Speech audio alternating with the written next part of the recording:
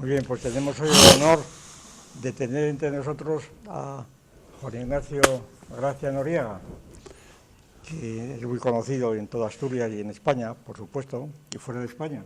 Precisamente hemos visto alguna vez en la Biblioteca del Congreso pues todo un montón de obras suyas allí. Ahí va, qué importancia tiene uno. Allí presente, bien. Y entonces, pues, claro, tiene su capacidad como escritor y como analista es extraordinaria, todo el mundo lo sabe. Y por esto, pues parece, yo tengo un gran interés por ver cómo trata a Dilthey, la obra de Dilthey, que exige precisamente eso, esa comprensión, esa Verstehen que decían, ¿no? Y por consiguiente yo creo que la exposición que nos haga Ignacio de este asunto pues va a ser sumamente jugosa e interesante. De manera que nada, esperamos. Pues muy bien. Bueno, calculo que se oye bien, ¿no? Bueno, pues nada, muchas gracias a don Gustavo por tenerle aquí a mi lado, gracias por la presentación. Vamos a tratar a Dilthey fundamentalmente desde el punto de vista de la poética. En todo sistema filosófico que se precie es imprescindible una poética. El propio don Gustavo tiene una, aunque es un texto breve, pero es poetizar, ¿no? Donde además usted afirma al principio algo así como que el que dice poetizar quiere decir algo. Y entonces vamos a ver qué era lo que quería decir Dilthey a propósito de esta cuestión. Bueno, antes voy a tener que dar unas explicaciones en el sentido de mi relación con Dilthey, que es muy antigua. ¿Es el centenario? Claro, por eso era por lo que sí. Murió el 1 de octubre de 1911. Bueno, mi conocimiento de Dilthey ya va para medio siglo, año arriba, año abajo.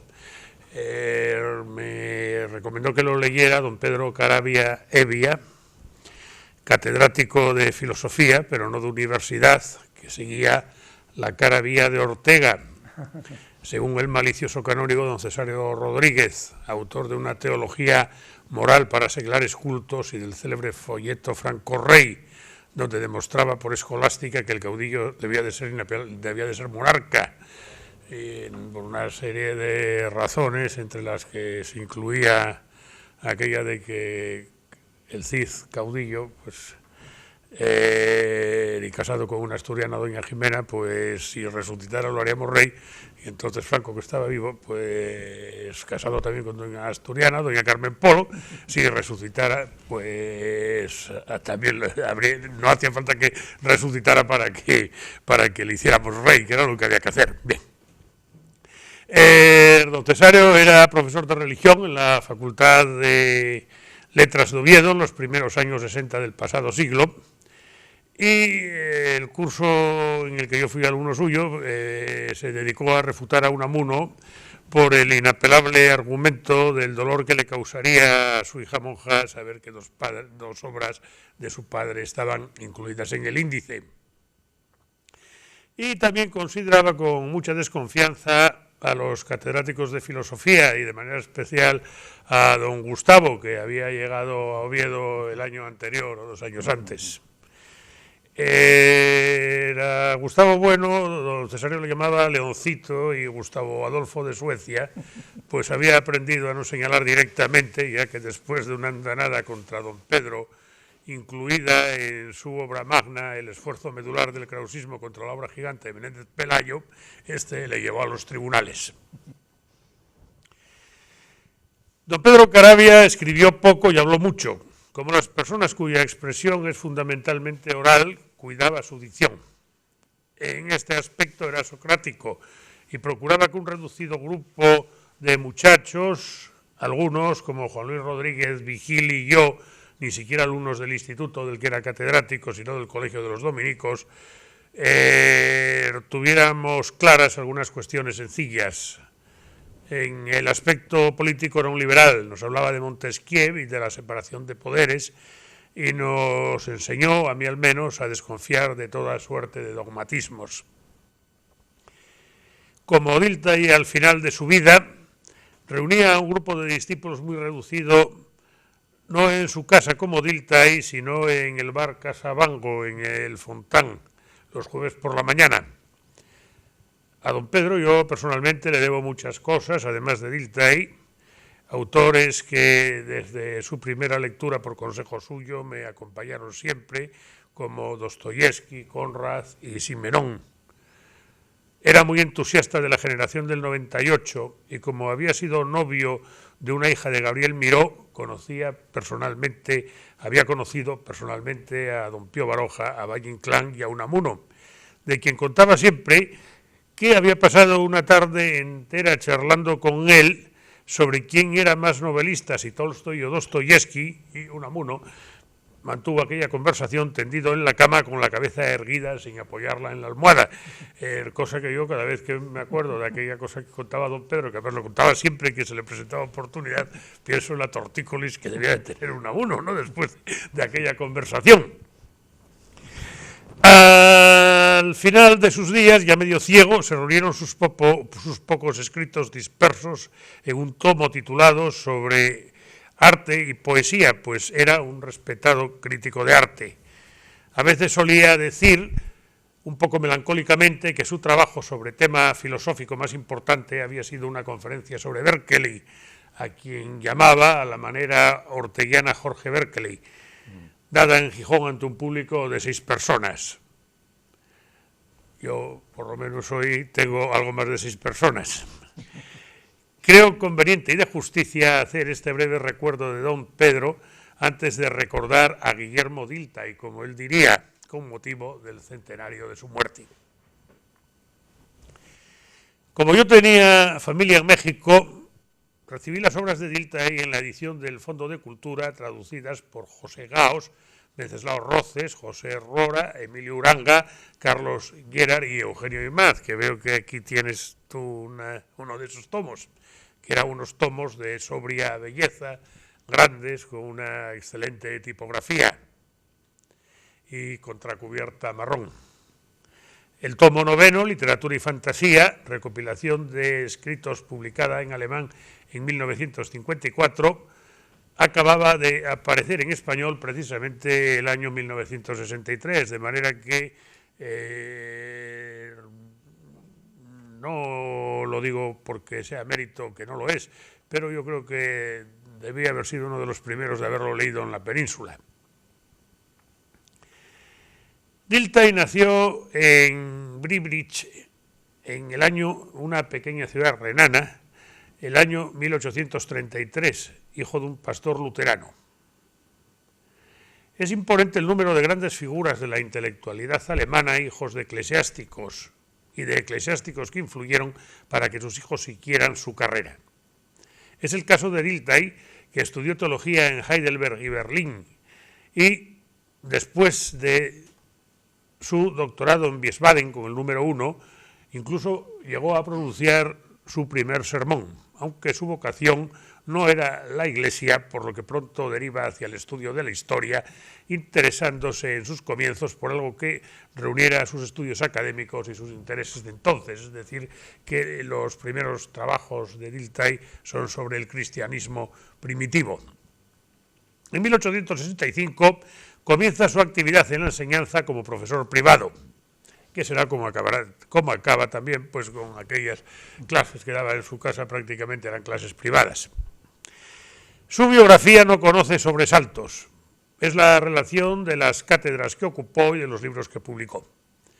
En 1867 pasa a la Universidad de Basilea, al año siguiente a la de Kiel, donde, por cierto, estudió mi tío José Noriega, que luego fue productor cinematográfico en Hollywood y México, y en el año 1871 a la de Breslau y finalmente a la de Berlín en el año 1882 para suceder a Loche en la cátedra de filosofía.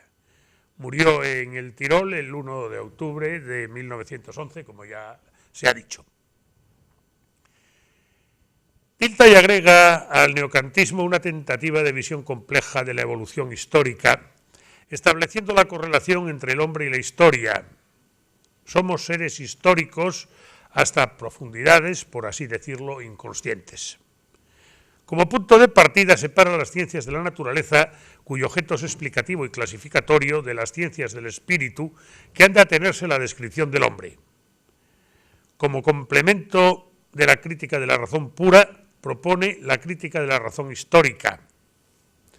Ortega lo resume escribiendo que lo mismo que Kant se preguntó cómo es posible una ciencia natural, Dilthey se preguntará cómo es posible la historia y las ciencias del Estado, de la sociedad, de la religión y del arte. Su tema es, pues, epistemológico, y en ese punto Dilthey no es más que un hombre de su tiempo, añade Ortega. Esto yo supongo que lo hace pues un poco disminuyendo a Dilthey. Y efectivamente Dilthey es un filósofo muy de su tiempo, muy del siglo XIX, aunque muchas de sus iluminaciones perduran en este. Sus estudios sobre la posibilidad de las ciencias del espíritu tienen su aplicación en los estudios literarios a los que Dilthey dedicó una parte considerable de su actividad, aunque su influencia no llega a ser profunda hasta la generación posterior a la suya, y no alcanza al ámbito anglosajón en el que existía una tradición crítica propia y asentada, la de Dryden, el Dr. Johnson, Coleridge, Wordsworth, Matthew Arnold y Edgar Allan Poe, ni al francés, también con su crítica propia, la de Taine, la de Saint-Beuve, la de Baudelaire. No obstante, según afirma Walter Munch, Dilthey escarba la unidad personal de la filosofía y la ciencia literaria que Hegel representó de un modo más teórico y ha sido uno de los grandes prosistas de la literatura científica alemana. Esto último es notable ya que Dilthey siempre se preocupó por la forma de expresión literaria, no solo en el aspecto teórico, sino en el aspecto práctico. Él mismo escribía muy bien y procuraba hacerlo. Y no tenía ese prurito de escribir mal que afecta a algunos filósofos, incluso a algunos eruditos. A este respecto recuerdo algo que cuenta Julián Marías a propósito de don Ramón Menéndez Pidal, que ya con 80 años le dijo: mire usted, Julián, ahora ya a esta edad me atrevo a escribir bien. Dilthey escribió bien siempre e incluso tuvo alguna derivación literaria, como el famoso texto que titula Un sueño, a medio camino entre la filosofía y la literatura fantástica de ensoñación, tan propia del romanticismo alemán, o bien las percepciones del paisaje o psicológicas contenidas en algunos de sus ensayos. Por ejemplo, en el dedicado a Hölderlin escribe: habituado a encerrarse dentro de sí con sus ideales, a solas consigo mismo, con la naturaleza y con cuantas almas afines había a la suya, experimentó desde muy temprano ese sentimiento melancólico de los grandes talentos excéntricos que los lleva a considerarse como, aparte de los hombres honrados y trabajadores que los rodean, a mantenerse al margen de sus placenteros entretenimientos y, sin embargo, a echar de menos todas esas cosas que forman la trama de la vida diaria. Imaz conjetura que este fragmento puede tratarse de una confesión propia de Dilthey, de una reflexión sobre su propia situación personal. Y como él escribía bien, le interesaba que los filósofos también lo hicieran. Es interesante su valoración de Kant como escritor, al tiempo que muestra su agudeza como crítico. Hay en su trayectoria, escribe, un periodo demasiado corto, por desgracia, en el que se nos revela como un gran escritor al lado de Lessing. Es el periodo del gran viraje de su vida interior provocado por las obras de Rousseau. Esta conmoción exalta hasta la más alta energía su capacidad de exposición. La lectura de Voltaire, de Hume y de Rousseau hace nacer en él el deseo de llegar a tener una influencia más general. En este sentido, yo creo que esto lo trato en un artículo sobre don Gustavo también, a propósito de esto. El filósofo, cuando quiere llegar a más público, ha de escribir de una manera más asequible, o sea, lo que un crítico literario diría escribir bien, es decir, escribir con claridad. No obstante, al reducirse a filósofo académico, tras un periodo de silencio, Kant volvió a salir a la publicidad con un lenguaje artificioso y una arquitectura difícilmente inteligible. La gran época de la literatura de la Ilustración había terminado. Para Dilthey, la Ilustración alemana tiene tres figuras: Federico el Grande, Lessing y Kant. Con Kant, que es el último de los tres en morir, considera que la Ilustración alemana se liquida, termina, pero empieza otro periodo, el periodo del romanticismo, con Novalis, con Jean Paul y con otros autores, en un sentido menos ilustrado y más literario, aunque no debemos perder de vista, por ejemplo, que Novalis, además de poeta, era un enciclopedista que intentó una obra enciclopédica que abarcara todos los conocimientos humanos y que naturalmente no pudo concluir, ni siquiera articular, porque muere antes de cumplir los 30 años. No obstante estas características, Dilthey es olvidado o mencionado de pasada como crítico de manera bastante chocante, primero en el mundo anglosajón y luego en el mundo francófono. Según René Bellec, autor de una importante historia de la crítica moderna, los críticos del siglo XIX fueron Sainte-Beuve en Francia, Bielinski en Rusia, Brandes en Dinamarca, De Sanctis en Italia, Menéndez Pelayo en España y Matthew Arnold en Inglaterra.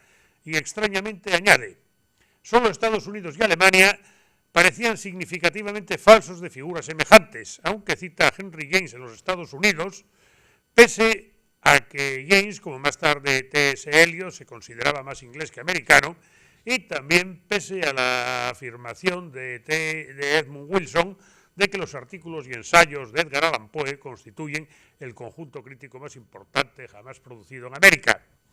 Y en Alemania, Bellec cita a Heine, a Nietzsche y a Dilthey. A Dilthey sin más comentarios. Posteriormente, en esta misma obra, le pone en relación con Schleiermacher, cuya importancia en el aspecto metafísico y en el político fue notable. Influye en sus discursos sobre la religión de manera poderosa en la posición política de Novalis, en la posición religiosa de Novalis. Y en el estético, su propuesta de una estética del sentimiento, del acto creador y de la expresión encuentra evidente eco en Dilthey, aunque lleguen a conclusiones distintas, las de Dilthey más elaboradas y también de perspectiva más amplia. Como escribe Frank Schulz, Dilthey quería que el punto de vista histórico positivista de la poesía se combinase con una actitud filosófica, psicológica y estética. Al tiempo, Dilthey tenía en cuenta de manera muy principal el aspecto maravilloso y en consecuencia irracional de la creación poética y en general de toda creación artística. Walter Munch señala que el verdadero secreto de Dilthey como expositor es el modo maravilloso y extraordinariamente personal con que conoce los conflictos vitales de los poetas y sus equivalencias en la obra de arte por ellos creada. En ocasiones, aunque no siempre, se sitúa en el lugar del poeta para abordar el problema de la creación poética y de la definición de la poesía, con lo que renuncia a la posibilidad de un objetivismo de carácter científico. Esta contradicción ha sido captada por Ermatinger, quien escribe: su meta era dar una fundamentación positiva a las ciencias del espíritu, es decir, una fundamentación libre de toda metafísica. Solo podía lograr esto por un camino, el de la pura descripción de los fenómenos. Por eso, en sus últimos trabajos, vemos cómo habla continuamente de descripción del proceso, de descripción de los límites, etc. Pero con esto se ve metido en un callejón sin salida, pues la descripción de la vida espiritual es una contradicción, algo así como un círculo cuadrado. La vida espiritual, que es, como toda vida dinámica, gestación, desarrollo, enfrentamiento, difícilmente puede captarse de un modo científico mediante la descripción, que representa una actitud estática, adecuada por tanto a los objetos puramente estáticos, pues exige que se la exponga en su desarrollo de un modo dialéctico, es decir, en una continua relación y enfrentamiento del propio pensamiento con el objeto que estudia. Hasta aquí la cita de Ermatinger. Ahora bien, ¿cómo puede aplicarse este procedimiento a un objeto que, según Coleridge, gran poeta y uno de los grandes críticos ingleses, muy influido por el idealismo alemán, no necesita que un poema no necesita ser comprendido para ser gustado? Consideración en la que insisten otros críticos modernos en el siglo XX como T.S. Eliot. Una cuestión de base de la creación poética es la imaginación. Los románticos ingleses distinguían entre imaginación y fantasía y ponen buen cuidado en diferenciar una de otra. Para Wordsworth, la fantasía es tan creadora como la imaginación y ambas agregan y asocian, evocan y combinan. Para Coleridge, la fantasía es potencia agregadora o asociadora y la imaginación potencia conformadora o modificadora. Hegel señala en su poética que hay que tener cuidado de no confundir la imaginación con la capacidad puramente pasiva de percibir y recordar imágenes, porque la imaginación es creadora y no establece diferencias con la fantasía. Schopenhauer considera que dentro del género imaginativo lo decisivo es el genio. Y aquí, naturalmente, ya entramos en otro terreno totalmente distinto. El poeta es un ser inspirado, inconsciente e instintivo, y su actividad tiene que ver con la locura, poniendo como ejemplo la Divina Comedia, cuyo mundo es el de los sueños. El don poético, afirma, está reservado a la juventud, lo que es evidente en algunos casos, los de Novalis, Keats y algún otro. Por ejemplo, en España, Gustavo Adolfo Bécquer, que también muere joven. Pero que el propio Dante contradice, ya que la Divina Comedia es obra de madurez. En este aspecto, Dilthey considera que la gran poesía es fruto de la madurez, señalando, a propósito de Hölderlin, que su carrera empieza a declinar hacia los abismos de la locura en la época en que precisamente los grandes poetas dichosos se elevan hasta la cumbre de su época, de su obra de creación. Es preciso tener en cuenta los signos tardíos y las obras del periodo de la locura de Hölderlin, que Dilthey no pudo conocer en ediciones aceptables, pero acierta al señalar que las obras de los grandes poetas dichosos, los poetas de la celebración del mundo, como Píndaro, Horacio, Dante, Shakespeare, Góngora y el propio Hölderlin, alcanzaron esa expresión total y jubilosa en los años de juventud, o si se prefiere, era tal la experiencia y el conocimiento que acumulaban que nunca escribieron como jóvenes. Un caso típico es el de Homero, admitiendo que haya sido el mismo poeta quien escribió la Ilíada y la Odisea. Esta última, en la que numerosos críticos advierten un aire crepuscular, es al tiempo una obra de amanecer, de comienzo de todas las navegaciones literarias. Añadamos otro ejemplo. La Cartuja de Parma, escrita por Stendhal ya en las puertas de la vejez y que sin embargo es una novela de plenitud y de ímpetu juvenil. Más fácil es que el escritor de genio escriba con algunas características de la juventud a que un joven pueda hacerlo como un viejo. Por lo menos el viejo posee algo que el joven todavía no ha adquirido, que es la experiencia de la juventud. La percepción de los poetas dichosos, de los poetas felices, es una parte importante de la poética a la que yo de algún modo me estoy dedicando, que tiene pues unas representaciones pues, desde poetas chinos hasta en el siglo XX grandes épicos como Saint John Perse o como Ezra Pound, incluso Pablo Neruda, el cual, si separamos el, digamos, compromiso político, deja un poeta que celebra el mundo, un poeta exultante, un poeta casi vegetal y cósmico. En principio, Dilthey considera indistintamente la fantasía y la imaginación, ya que se refiere, sin precisar demasiado, a la literatura fantástica o imaginativa, cuyas más altas cumbres serían Shakespeare, Cervantes, Lope de Vega y Molière. Según Dilthey, el gran poeta utiliza su fantasía constructiva, creando con elementos de la experiencia, apoyado por las analogías empíricas, un tipo de poema o acción que transpone la experiencia y por el que la comprendemos mejor. También por el hecho de ver sus situaciones, figuras y procesos con un sentido que se aproxima a la alucinación. El poeta, en este estado, se asemeja al que sueña o al demente. En reconocer la creación poética como una especie de locura concuerdan Demócrito, Platón, Aristóteles y Horacio. Para Demócrito, el poeta está poseído por una locura divina. El caso más característico es el de Hölderlin. Para Platón, los productos de la mera razón artística nunca llegarán a alcanzar los de la divina alteración. Ya con el romanticismo, Schelling señala los aspectos inconscientes del arte, el genio creador y la fuerza de la naturaleza. Nos parecerá excelente una obra de arte en que se nos muestre esta fuerza no falseada del poder creador y la actividad de la naturaleza como un círculo, escribe Schelling. Dilthey, a su vez, reconoce que el genio representa en general rasgos que le alejan del hombre medio normal y, en consecuencia, dedica un capítulo de su poética a imaginación poética y locura, el tema en el que luego, pues a lo largo del siglo XX, insistirán diversos autores, muy principalmente Jaspers, que tiene una obra Genio y Locura, en la que precisamente estudia a uno de los poetas también estudiados por Dilthey, a Hölderlin.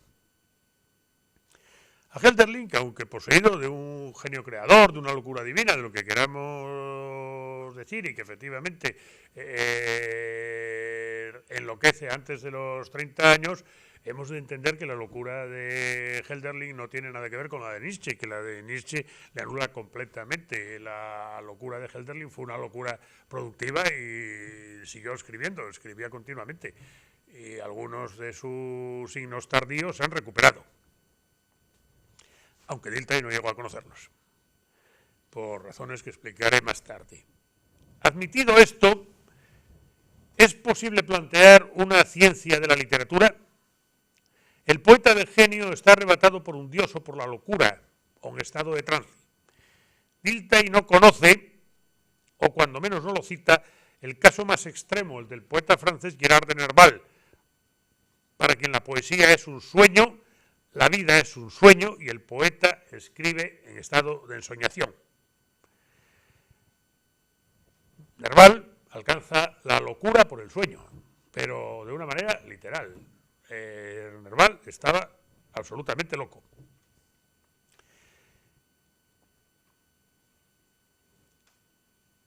Sentada esta base, la explicación del poema es imposible o es un rasgo de ingenio.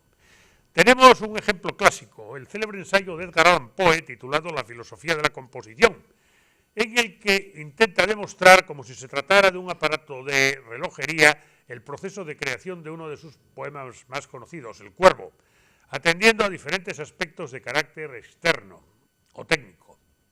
Las semejanzas de sonidos, las necesidades rítmicas y acentuales, la búsqueda de las palabras adecuadas o de las palabras que más convienen al ritmo y a la métrica del poema, etc.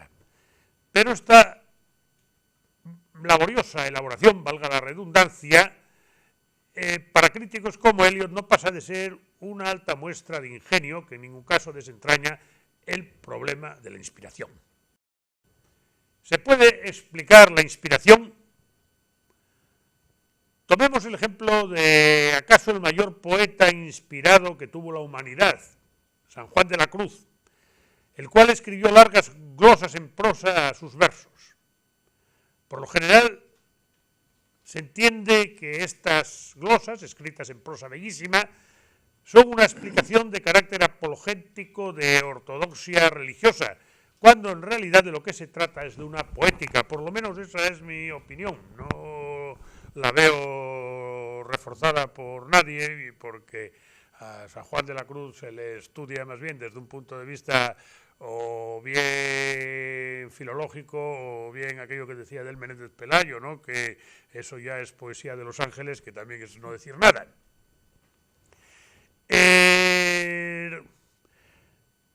Aunque no ha sido considerada la prosa de San Juan de la Cruz desde este aspecto, el propio glosador de sí mismo ofrece algunas claves, una de ellas a mi modo de ver significativa, y es que siempre llama profeta al poeta, es decir, el que habla por otro, el que habla a través de el que recibe las palabras de otro y a través de él las expresa, que no otra cosa es el profeta. La obra de arte no sería posible sin un proceso creador inconsciente, pero tampoco sin un procedimiento que la haga inteligible. Y este procedimiento, nos dice Dilthey, es la técnica. La imaginación es la facultad de creación artística. La técnica traduce la espontaneidad del proceso creador, provocando una impresión estética en el lector o el espectador. ¿Por qué creemos algunas cosas solo en razón de la impresión que produce su belleza? Dilthey no conoció el cine como arte evolucionado, pero creo que los ejemplos que voy a aportar, procedentes del cinematógrafo, le servirían. Al final de Orden, de Carl Dreyer, una mujer muerta resucita ante la cámara. Todos sabemos que se trata de una actriz que no está muerta y por lo tanto no hay problema físico para que se incorpore del hecho. Pero el espectador integra a aquella actriz, a aquella mujer dentro del relato y sabe por tanto que aquella mujer está muerta y que por arte de poesía resucita. Asimismo, en La Legión Invencible de John Ford, que es el convencional título español de un título bellísimo, ella llevaba una cinta amarilla, John Wayne, un militar a punto de retirarse, va a visitar la tumba de su esposa en el cementerio del fuerte fronterizo y habla con ella con naturalidad, como si estuviera viva. El actor no habla para la cámara, está hablando a una muerta, y esto el espectador se lo cree. Yo, todas las veces que veo esa película, creo que ahí no hay ficción, no hay ningún intermedio, hay efectivamente un militar ya viejo, interpretado por un actor que se llama John Wayne, habla con una señora que efectivamente está enterrada en aquella tumba a la que va a llevar unas flores y está hablando con ella y ella le escucha. Esto, naturalmente, que bueno, podría aportar pues ejemplos literarios innumerables. Esto no tiene ninguna explicación técnica, la explicación es puramente poética. En consecuencia, en casos como estos, invocar la técnica es insuficiente. Tampoco sirve de explicación suficiente el impacto estético que esas escenas producen. La belleza puede ser una explicación, pero es huidiza. Dilthey reconoce que no existe un concepto universal de lo bello. Hay un proceso de creación sujeto a leyes que radican en la naturaleza humana. Su resultado es la obra de arte. Se llega a la obra de arte por la técnica que Dilthey define como la conciencia de los fines y la posesión de los medios que permiten alcanzar esos fines. Pero la técnica es de validez relativa y aquí reaparece el historicista. Está condicionada por el pueblo en el que se produce y por la época en que se produce. Como el concepto de belleza, no hay un concepto de validez general para la técnica, salvo que la forma es inseparable del contenido y este es de procedencia histórica. Los recipientes de los contenidos son los géneros. Este es el primer aspecto sólido, el primer terreno firme que podemos pisar en la teoría literaria, la existencia de géneros. Aristóteles abre su poética estableciendo que la epopeya y la poesía trágica, así como la comedia y el ditirambo, y en gran medida la aulética o arte de tocar la flauta y la citarística, son todas en general mimesis, pero difieren unas de otras en tres aspectos. O bien mimetizan con medios diferentes, o son cosas diferentes, o lo hacen de una forma diferente y no de la misma.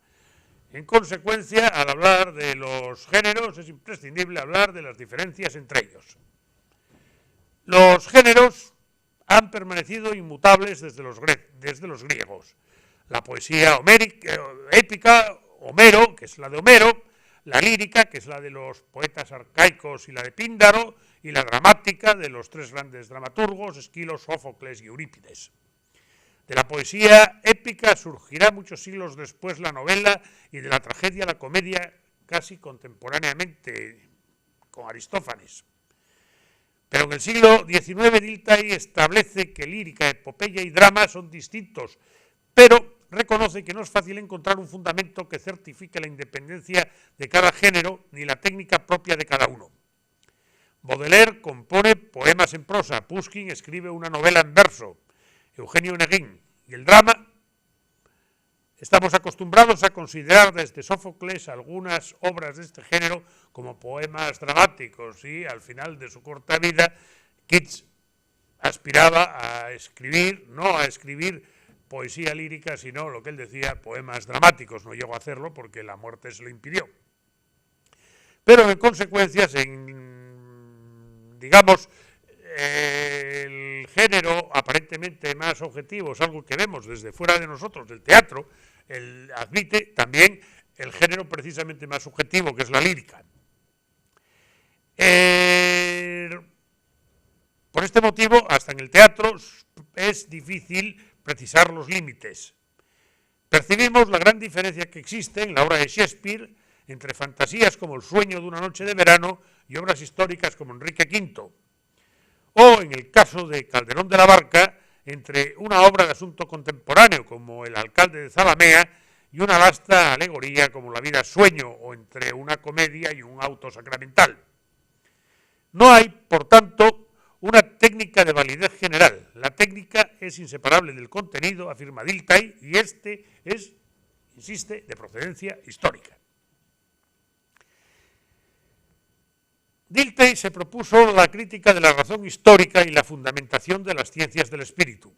Para ello emprendió el análisis de aspectos particulares: la poética, la pedagogía, la historia, la ética, la psicología comparada y la filosofía.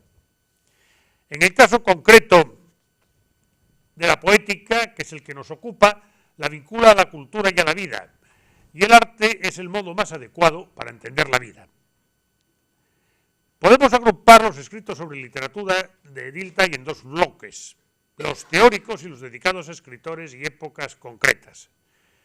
En español estos han sido reunidos en 3 volúmenes: de Leibniz a Goethe, título nada comprometedor según Eugenio Imaz, y en el que incluye ensayos sobre Leibniz y su tiempo, sobre Federico el Grande y la Ilustración alemana, el movimiento poético y filosófico de Alemania entre 1770 y 1800, hay otro ensayo breve sobre Kant y el que cierra el volumen, que es sobre Goethe y Spinoza. Y entre estos trabajos hay uno que se aparta del asunto literario, que es un ensayo sobre la música alemana del siglo XVIII. En Vida y Poesía, título claramente goetheano, reúne sus trabajos sobre escritores alemanes: Lessing, Goethe, Schiller, Jean-Paul, Novalis y Hölderlin. Hemos de llamar la atención sobre este último ensayo, ya que Hölderlin fue a lo largo del siglo XIX un poeta conocido de manera imperfecta y en general infravalorado. Hölderlin es un poeta en esta época que apenas se cita, apenas se lee porque no hay buenas ediciones de su obra, y al que las historias de la literatura alemana habitualmente ignoran, o si bien pues se refieren a él como suelen hacer los historiadores de la literatura, que a veces para decir lo que dicen más vale que no digan nada, ¿no? O sea, pues este fue un poeta que escribía sobre los griegos o cosas así, ¿no? O sea, no decían verdaderamente nada sobre él. Hasta la edición de Norbert von Ellingrad en el año 1916, Hölderlin no era un poeta conocido en su totalidad. Gadamer escribe que hasta entonces era desconocido para nosotros y señala entre sus redescubridores la mencionada edición de Ellingrad y un breve texto del poeta Stefan George, omitiendo cualquier referencia a Dilthey, lo que a mí me resulta curioso, que Gadamer no conociera este ensayo de Dilthey, o por lo menos que no lo citara. Es más, hay una cosa curiosa, la edición que utiliza Dilthey para abordar a Hölderlin es la de Mary Joachini Dej del año 1908, que solo incluía el texto íntegro de algunos poemas tardíos, y Gadamer no estaba seguro de que en ella figurara completo el poema Vino y Pan, que es uno de los poemas mayores de Hölderlin. Esta edición a Dilthey le parece buena, naturalmente era la mejor que había en su tiempo, no podía decir otra cosa, pero desde luego al criticar esta edición Gadamer no hace ninguna referencia a Dilthey. El gran redescubridor, después del trabajo después del artículo de Stefan George y después de la edición de Ellingrad, del cual muere en las trincheras de la Gran Guerra, fue, como todos saben, Martin Heidegger, quien buscó en sus poemas la esencia de la poesía, afirmando Heidegger que entre los mayores poetas de la humanidad, entre los que cita a Sófocles, a Virgilio, a Dante, a Shakespeare y a Goethe, considera que el que está más próximo a la esencia de la poesía es Hölderlin, y en consecuencia le dedica algunos trabajos verdaderamente esclarecedores. El acercamiento de Dilthey fue de carácter distinto, no buscaba en Hölderlin la esencia de la poesía, sino que hace un ensayo de carácter biográfico, va siguiendo las etapas de la biografía de Hölderlin y estudiando los diversos poemas de cada una de sus fechas. La parte final, la parte de la locura, es, en fin, más imprecisa porque, como digo, los signos tardíos y los poemas de la locura no se habían publicado, se habían publicado de una manera muy insuficiente. No obstante, este carácter, digamos, de estudio histórico sobre el poeta no impide que Dilthey, a lo largo de todo el ensayo, resalte la condición de altísimo poeta que efectivamente tenía. En fin, el volumen Literatura y Fantasía, que es el tercero de los volúmenes de esta edición del Fondo de Cultura, incluye sus trabajos sobre autores extranjeros, sobre Christopher Marlowe, Shakespeare, Dante, Calderón de la Barca, Milton, Molière, Voltaire, Vittorio Alfieri, Balzac, Charles Dickens, una autora que en su tiempo era muy de moda, pero que hoy día pues es poco leída, que es George Sand. A mí me extrañó mucho el trabajo que le dedica Dilthey a George Sand, pero sin embargo se ve que le gustaba, vamos, que le entretenían sus novelas, ¿no? Y aparte de estos trabajos sobre escritores personalizados, incluyen algunos ensayos como La gran poesía de la fantasía, en la que vuelve otra vez al tema que hemos venido analizando, y otro trabajo muy curioso que es Satanás en la poesía cristiana, la presencia del demonio en el teatro medieval, en Shakespeare, naturalmente en Calderón de la Barca,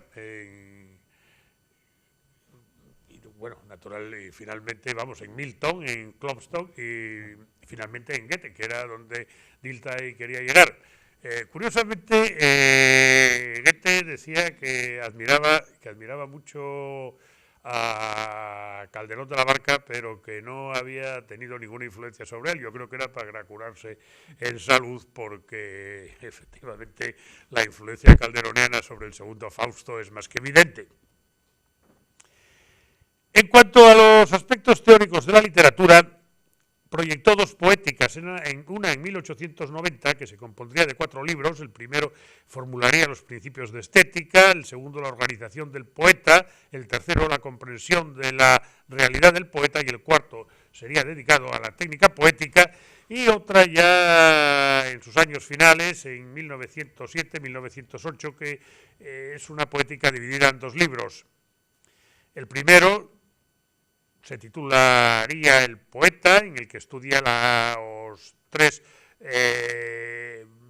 hechos que lo constituyen, la vivencia, la fantasía y la creación, y el segundo libro es La obra, en la que aborda los géneros literarios, la historicidad de las obras en relación con la vivencia y la función de la poesía en la historia de la humanidad. La poética, tal como se ha publicado, incluye los ensayos, la imaginación del poeta, las 3 épocas de la estética moderna y su problema actual, y el apéndice Imaginación poética y locura. Resumiendo, la poética de Dilthey se fundamenta en 2 puntos centrales: la separación clara de las formas poéticas y la predilección por el idealismo frente al realismo. Para adquirir dignidad filosófica, el conocimiento tiene que ser universal, pero la experiencia, que es su fuente originaria, solo muestra individualidades. En consecuencia, la experiencia desmiente a la teoría. La consideración historicista de la realidad advierte la variedad incesante, la heterogeneidad cualitativa, la gravitación del pasado sobre el presente y el valor insustituible de cada etapa.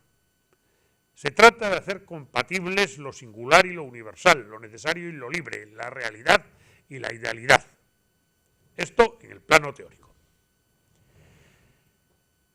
La poética se fundamenta sobre un terreno firme, el de la experiencia, con 2 facetas. La segunda, resultado de la primera. La vida anímica está integrada por la imaginación, que es la experiencia del poeta, y procesos psíquicos de carácter intelectual, afectivo y volitivo, y los sentimientos, que encuadran desde los procesos fisiológicos hasta los sentimientos vinculados a las sensaciones.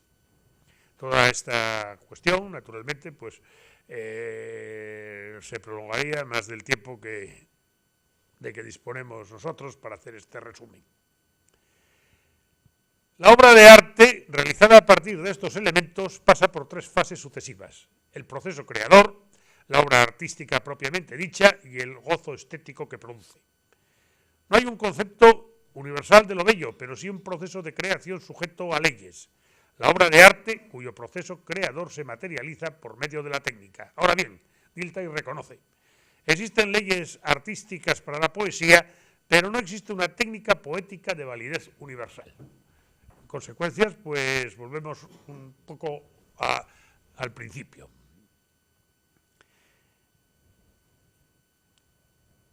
¿Es posible hablar del carácter científico de la poética como sistema de principios universales asentados sobre la estructura psíquica y la condición creadora de la vida histórica?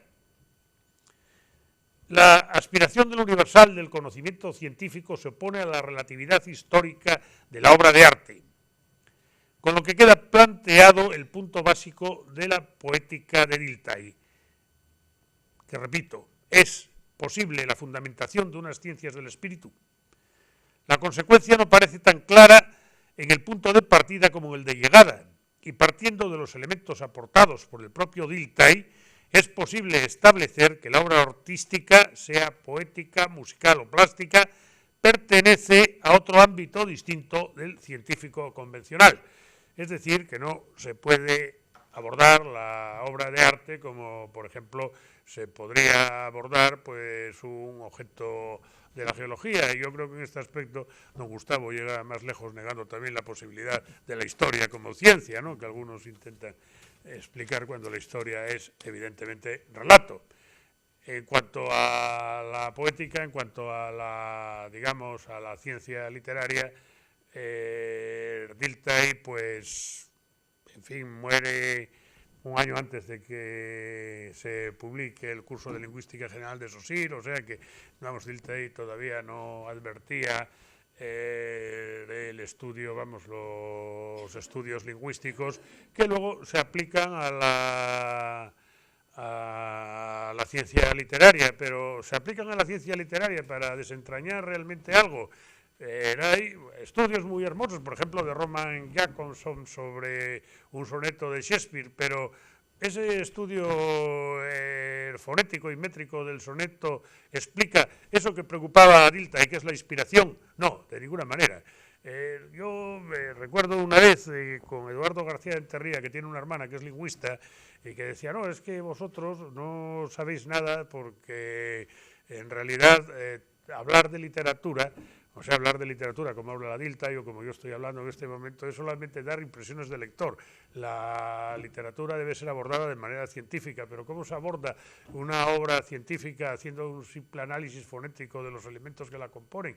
Bueno, eso yo creo que es no decir nada. Un gran científico de la lengua, que era nuestro buen amigo Emilio Larcos, en su libro póstumo sobre los poemas de Fray Luis de León, pues hace una primera parte en la que desentraña el poema, pues digamos, en sus aspectos formales, técnicos, en sus aspectos materiales, por así decirlo. Pero luego ya la segunda parte es puramente ensayística. Emilio pues da su impresión de gusto estético de lo que es el poema, la impresión que ese poema le produce y lo que él intentaba transmitir al lector, que quería, como él decía, porque además Alarcos tenía una idea de la crítica nada pedante, ¿no? O sea, decía que la crítica servía fundamentalmente para ayudar al lector distraído o al lector que no a un lector que buscara mucho más. O sea, la crítica ayuda al distraído y a veces hay cosas que que le despistan a uno y está bien que el crítico la señale. Bien, en consecuencia, pues esto era lo que yo quería decir sobre Dilthey con motivo de este acto en el que se le recuerda por el centenario de su muerte, que todavía no se produjo, pero bueno, está ahí a la vuelta de la esquina. Muchas gracias por su atención.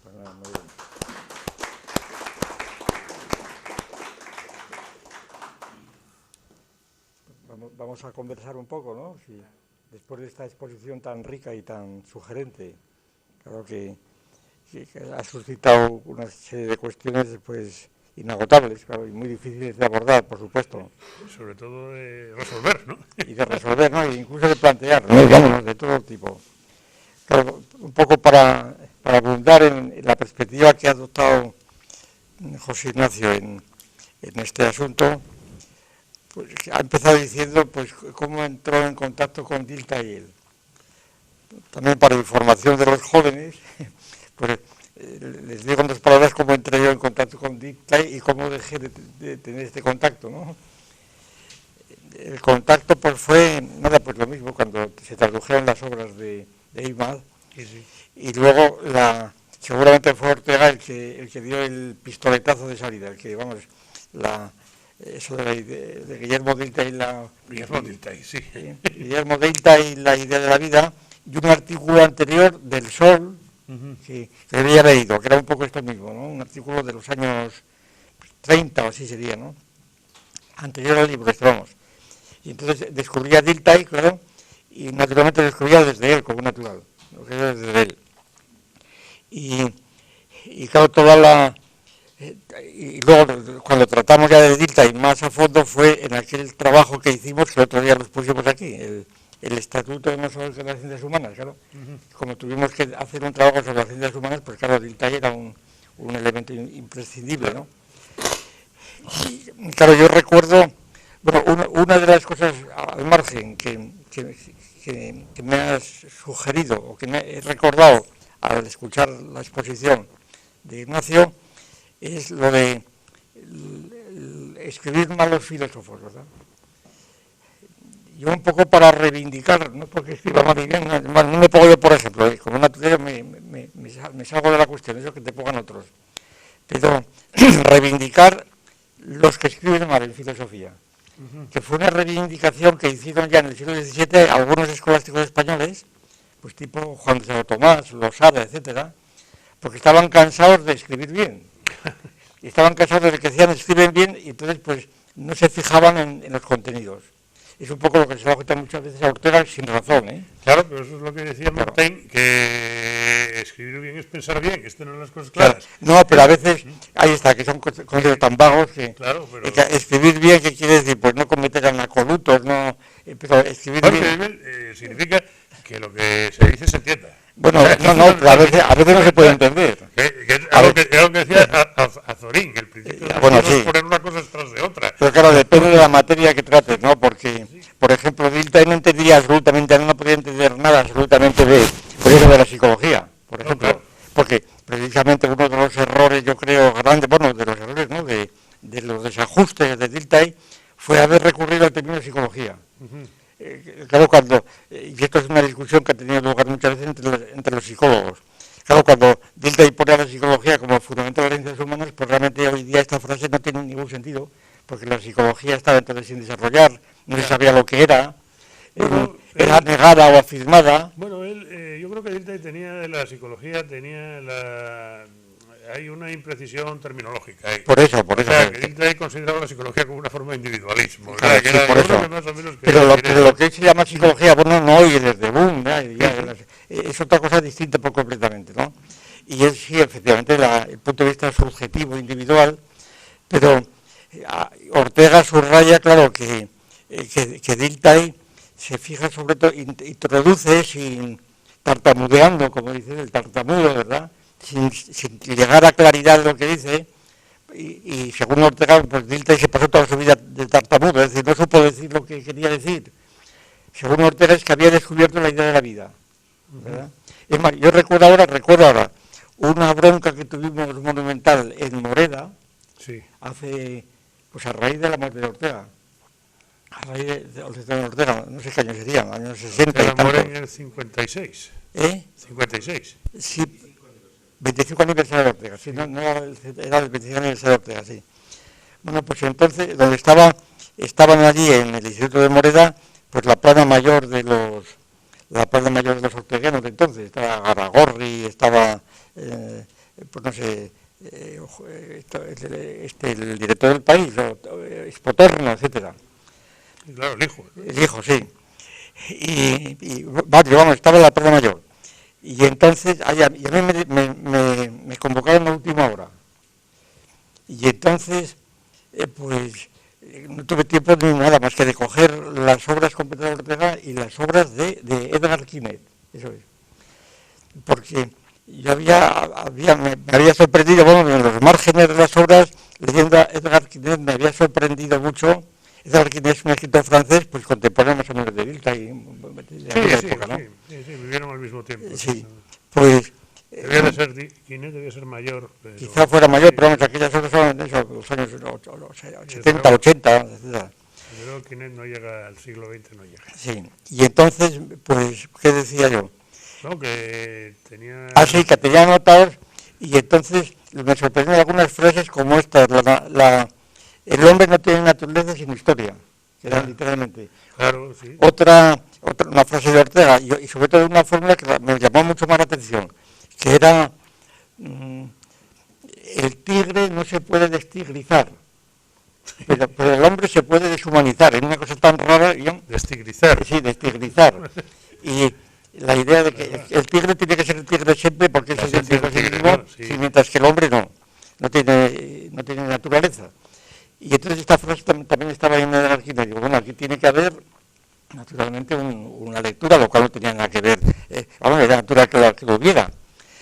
Y yo me hice alguna averiguación, incluso escribía a la Fundación Ortega y Gasset para ver qué obras de Quinet tenían allí, y me contestaron que efectivamente las tenían todas prácticamente. Y entonces pues dije, y Ortega no cita a Quinet, esa es la cuestión. De manera que era muy difícil establecer allí improvisadamente a Quinet. Entonces a mí se me ocurrió decir, y empecé con Dilthey precisamente. Yo simplemente voy a exponer ante ustedes, les dije que eran todos técnicos en Ortega, les voy a exponer pues este cotejo, que no he tenido tiempo ni de elaborar, y desde entonces tampoco he vuelto a pensar en él, de manera que estoy en una posición que entonces. Este cotejo no quiere decir, es un concepto, yo creo que es un cotejo interesante de ver cómo Ortega pues se ha empapado de obras de Dilthey, supongo que en su juventud, y luego ha olvidado, ¿verdad? Ha olvidado las fuentes, citando a propio Ortega cuando dice la cultura es lo que se sabe sin saber que nos lo ha enseñado, algo así, ¿verdad? Que es un proceso ordinario. Y entonces, y cité a Dilthey precisamente, cuando Dilthey habla, vamos a ver de qué dice las ideas con mayúscula y con minúscula, eso es. Las ideas con minúsculas son las ideas que están en todos los individuos, que tenemos ideas parecidas, sí, pero ideas con mayúscula las que se le ocurren sí, están disueltas en la época, y entonces dice Ortega, utiliza la frase, las ideas con minúscula están en nosotros, pero nosotros estamos en las ideas con mayúscula. Entonces Dilthey, dice Ortega, Dilthey pues, se habría encontrado con una idea con mayúscula que le habría desbordado y no sabría decirla. Claro. Y esta idea es la idea de la vida. Bien. Ya, bueno, este es Ortega, sí. el problema de Dilthey, que eso lo apuntó usted, efectivamente, que es una cuestión, y es que Dilthey intenta una fundamentación de, digamos, las ciencias del espíritu, Sí. que ya de por sí es una contradicción, Claro. Y él mismo, mientras está aportando materiales, se da cuenta de que eso es imposible, Claro. Y entonces intenta salvar... Entonces que Dilthey, eso de la ciencia del espíritu, la Geisteswissenschaft famosa, sí. Esa es una idea del círculo hegeliano. Claro, sí. Claro. Que después se intentó positivizar, Sí. pues también en la época de Dilthey más o menos, pero que Dilthey tampoco se refiere a ello. En todo Windelband y Richter, ¿no? Un poquito después. Vamos, Richter ya es también de la época, un poco posterior, ¿no? Y entonces el concepto famoso de Windelband de las ciencias mnemotéticas e ideográficas viene a ser lo universal y lo particular de Dilthey. Es decir, que hay una serie de asuntos. Bueno, pero a lo que vamos, para terminar ya esta nota. Entonces, yo justifique, por tanto, aquí no se trata en absoluto de decir que Ortega pues ha plagiado a Dilthey, porque no tendría sentido además, sino simplemente asumo lo que ha hecho es pues tratar de prevenir al lector de lo que está diciendo él por boca de Dilthey, que es Ortega quien lo dice, y no Dilthey, Ortega se lo traduce al lenguaje bien. Luego, esa vida tampoco se sabía lo que era, porque es la vida no en el sentido biológico, es la vida, por ejemplo, de las vidas paralelas de Plutarco, es la historia, en una palabra, es la historia.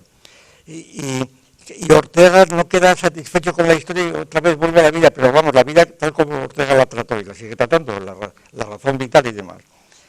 Bueno, y por lo tanto, yo lo que expuse fue lo siguiente, por tanto, aquí se ve claramente que es la gran idea, según Ortega, que Dilthey estaba respirando, y que luego intentó darle forma, y esta misma idea había englobado a Edgar Quinet.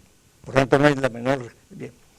Bueno, entonces salió un señor de aquellos, creo que era Rodríguez Huéscar, se puso como una furia diciendo que parece mentira, que yo estaba acusando a Ortega de plagio. Digo, pero si he hecho todo este prefacio precisamente para demostrar que no tenía que ver con el asunto. Era un individuo tan cerril que no había forma, total que, bueno, fue un espectáculo porque la presidenta se desmayó. Pues nada, pero bueno. Sí, tuvimos que... ¿Estaba en Castañón? No, era una profesora de filosofía que ¿No las Mieres? ¿No las Mieres? Ah, Moreda. Sí, se desmayó y tuvieron que atenderla. Vino el Espotorno, vino a decirme, bueno, que yo comprendo su posición, me dijo, pero yo no creo que mi padre hubiera leído a Edgar Quinet. Digo, ¿por qué estaba en su fundación? Yo no lo sabía. Dice, bueno, ese sería mi abuelo, de Ortega y Munilla. Bueno, bien, pero eso que tiene que ver. También Edgar Quinet no era mío, era de mi padre, de manera que eso no tiene nada que ver, claro. De manera que es casi seguro, es casi imposible que Ortega no hubiera echado un vistazo a unas cosas de estas. Entonces, pues sí, es muy probable, pues es muy interesante, pero ¿por qué no escribe usted un artículo para El País? Me digo, que se cree usted eso, ¿verdad?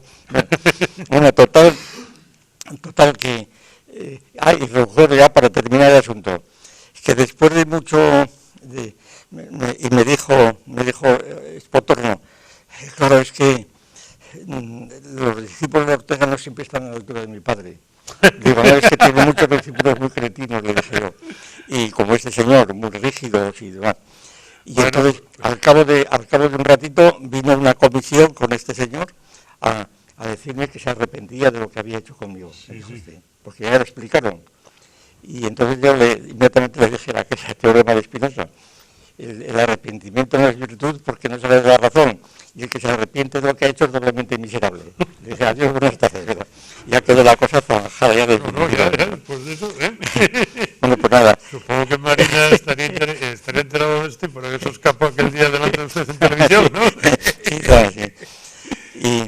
Y esto es decir que son cosas difíciles. Ahora sí, realmente, efectivamente, él ya comete un asunto en la poética de lo más difícil que puede haber, ¿no? Sí, claro. Es lo más difícil. Claro, lo que pasa es que el problema... Porque claro, cuando te encuentras con los grandes monumentos poéticos, ahí ya no hay claro, Herderlich mismo. Claro, y luego, sobre todo es esto de que, digamos, si se intenta un planteamiento científico, y entonces, en el momento en el que aparece en cuestiones como el proceso creador, claro. El proceso creador es locura, es un rapto divino, ¿no? Claro, Diabólico. Claro, la locura es un concepto psiquiátrico. Claro, es un concepto psiquiátrico, psicológico, no tiene nada que ver. También es un concepto poético. Claro. O sea que bueno, por ejemplo, hay un libro, cuando el centenario de Cervantes, hay un libro de Alonso, este psiquiatra que es muy amigo mío, que es asturiano además, bueno, que no está en Asturias casi nunca, que catedrático de psiquiatría en Madrid fue. Este sostiene la tesis, un libro que escribió sobre Ortega, así literalmente, que Cervantes ni es un escritor ni es nada, ¿no? Porque no estaba loco. No, porque que es un psiquiatra que diagnosticó realmente, primero, dice que el interés de Don Quijote de la Mancha no es Don Quijote de la Mancha, sino Alonso Quijano, que es el que se lo inventó, ¿verdad? No, claro, sí, y entonces hace un diagnóstico psiquiátrico de la locura de Alonso Quijano, que no era Don Quijote el que estaba loco, porque según él, Don Quijote no es más que la figuración de Alonso Quijano, claro. Y entonces hace un diagnóstico y lo califica de pues el síndrome de Capgras y cosas de ese tipo, ¿no? Y claro, entonces, y dice que el ojo clínico de Cervantes, para haber diagnosticado con esa precisión, además, a un personaje que tuvo antecedentes históricos, como es sabido, y tal, bueno, esas cosas. Bueno, claro, es que Cervantes... Ahí se ve lo que es la reducción psicológica, sí. Claro. Porque yo me acuerdo que le dije a él, porque, bueno, pero si realmente fuera así, entonces carecería de todo interés Don Quijote. Claro, sí, sería un caso... Como obra literaria quedaría completamente... Es un diagnóstico... Primero, Cervantes no sabía lo que era el síndrome de Capgras y esas cosas, ¿no? Por lo tanto, no tiene sentido decir esto. Y bueno, por lo tal que no se resuelve nada. Entonces, aquí cuando se habla de psicología no sé lo que es. Cuando se habla de creación tampoco. Sí. Cuando se habla de ciencia del espíritu tampoco, porque ¿qué es eso del espíritu? ¿Verdad? Claro, es que el espíritu no es asequible, ¿no? Claro. El espíritu es que no es nada. Sí, claro. Porque es lo de los ángeles, de Pelayo, claro, sí. de San Juan de la Cruz, ¿no? Es como los ángeles, sí, claro, los ángeles, claro. Pues sí, es una de... Ahora es muy interesante esto que ha dicho de la interpretación de las glosas de San Juan de la Cruz como una poética, sí, efectivamente, sí. Porque... Sí, yo creo que San Juan no se hubiera tomado tanto trabajo solamente para explicar, a las autoridades eclesiásticas que no suyo la ortodoxia, ¿no? Sí. O sea, lo que intenta explicar es desentrañar el proceso poético. Claro, claro. O sea, ¿qué es lo que yo estoy viendo aquí? ¿Qué es lo que estoy contando? Que yo mismo no sé lo que estoy contando. Hombre, si lo supiera no tendría interés ninguno, claro. Claro, si no, lo demás, pues sí, sería una parte, digamos, pues sí, puramente, pues eso, que pertenecería al género de la apologética, ¿no? Tengo una pregunta muy sencilla, a lo mejor la respuesta es larga. No. Quería preguntar sobre la influencia de Dilthey en tiempos más contemporáneos, en el siglo XX, fines del siglo XX. Yo creo que poca, ¿no? Realmente en España, vaya. Yo creo que poca, ¿no? Yo creo que es el círculo de Ortega, ¿no? Sí, por ahí, fuera de ahí, no creo que... Por ejemplo, Carlos Bonsoño no se ha visto... Hombre, habrán leído algunas páginas, no creo que me aguanta mucho, ¿no? Habrá ojeado aquello, sí. No, porque la teoría de la expresión poética de Bonsoño va por otros caminos, ¿no? O sea, es que todas estas cuestiones, ¿no? Lo que yo planteé aquí, la cuestión, la separación, los límites, establecer los límites entre fantasía e imaginación, todas estas cuestiones, esto es muy característico del romanticismo, ¿eh? Claro, sí. O sea, son planteamientos, en este sentido, Dilthey es un romántico. Claro, sí, sí. O sea, Goethe es un romántico, vamos, bueno, nace en 1833, ya le toca el segundo romanticismo alemán, que es de menos calidad que el primero es un romanticismo. Hombre, esto que dice Remigio de Lucerno me recuerda también a otra escena aquí. Presente Lázaro Carreter y no sé qué otro, en Salamanca, cuando Busoni había publicado ese libro. La teoría de la expresión poética. Y entonces daba una serie de figuras y me acuerdo que estábamos paseando allí por la Catedral Vieja y decía Busoni, a esto le llamo yo no sé cómo. Y yo estaba en plan, y Lázaro también, estábamos en plan de broma con él, ¿no? Sí, es que es un poco pedante. Y le decíamos, no, esto le debes llamar epidiáscopo. Hombre, qué palabra tan bonita. Que epidiáscopo era una cosa que había en los institutos entonces, un proyector de diapositivas, ¿no? Epidiáscopo, yo no lo sabía. Epidiáscopo, si mira, es epi y escope o ver. Ah, claro, sí. Claro. Y decía, hombre, pues le voy a llamar epidiáscopo. Luego le decía, no le llamas así, hombre, que eso. Pero Busoni de lo que se interesaba era por cuestiones de menos sustancia, era, por ejemplo, la diferencia entre metáfora e imagen y estas cuestiones, claro, ¿no? O sea, claro, el planteamiento romántico, yo digo de los románticos ingleses sobre todo. Bueno, las discusiones que he tenido en tiempos, pues que yo recuerdo con Alvar, que era poeta, y con Lázaro. ¿Era poeta Alvar? Dolores, yo tengo varios libros dedicados a él, de poeta, de poesía, sí. Y que luego era un filólogo, fue uno de los primeros autores del Atlas Lingüístico español. Bueno, sí, pero eso no tiene nada de poético. No, por eso, no, quedan dos aspectos completamente distintos. Yo traté mucho a Lorenzo Rodríguez Castellanos, yo recuerdo una discusión sobre la poética de la siguiente manera. Estaban los dos ponderando, pues, algunos versos, podría ser de Félix de León, no sé, que más o menos comparaba el universo creado por Dios, que tocando la lira, pues, creaba el universo. Yo les decía que eso era una tontería, eso no tenía ningún sentido, que era pura serie de palabras vacías, porque ni Dios existía, ni la lira tocando la lira, y entonces ¿en qué consiste la belleza? Digo, la belleza está en la lira. Claro. En la lira. Y decía, digo, mira, si en lugar de la lira pones un saxofón, Dios tocando el saxofón, crea el universo, desaparece toda la fuerza poética. Y yo recuerdo que estuvimos hablando un montón de días sobre este asunto, ¿no? Porque yo advertía, claro, creo que eran poetas o críticos literarios, digamos, muy competentes, pues una ausencia casi total de instrumentos conceptuales para abordar el asunto, y en lugar de callarse creía que decían algo con esto, ¿no? Y claro, allí Dilthey no aparecía para nada. Otro ejemplo también de discusiones poéticas, yo recuerdo en aquellos años en Salamanca estaba Tobar también, era cuando le habían dado el premio Nobel a Juan Ramón Jiménez, me parece. Ponían los 57, por ahí. Sí, por ese día, sí. Cuando unos versos de Juan Ramón Jiménez que decía Dios está azul. Dios es azul, no está, es. O Dios es azul. Y yo le decía, bueno, pero, y el tambor, no digo, pero esto es una idiotez completa, porque vamos a ver, Dios es azul, esto me recordaba la discusión entre Petraccioni y el padre Smith. Sí. Si Zeus es el Zeus Pitar, el firmamento, o si es una persona. Es el firmamento. Jiménez se refería al cielo. Al cielo, bueno, azul, ¿no? Pero es que entonces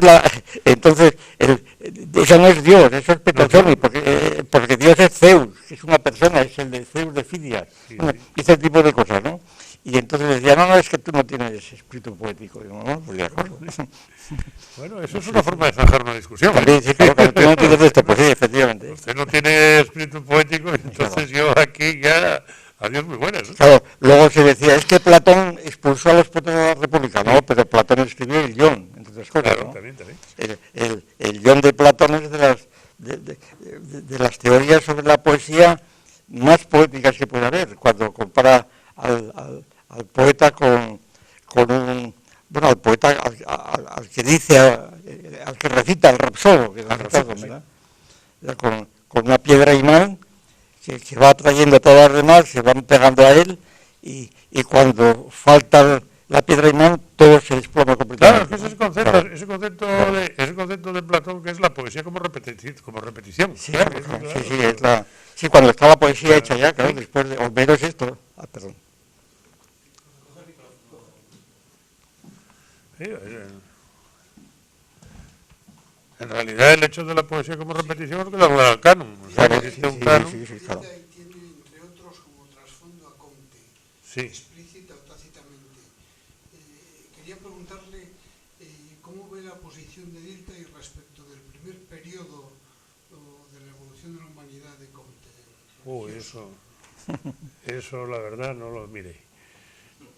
No, pero yo creo que Comte para Dilthey es como Kant. Porque, Sí, claro, hombre, sí, efectivamente, salvando las hombre, la distancias. distancia. Kant sí lo cita Dilthey como la crítica de la razón histórica. Pero es que, claro, los a priori de Kant son intemporales a históricos completamente, mientras que Dilthey es todo lo contrario, ¿no? Es decir, que la perspectiva es totalmente diferente. No, claro, Dilthey tiene en cuenta fundamentalmente la historia, pero la historia precisa y en su momento, ¿no? Es la historia, por eso, en ese sentido, sí. Sí.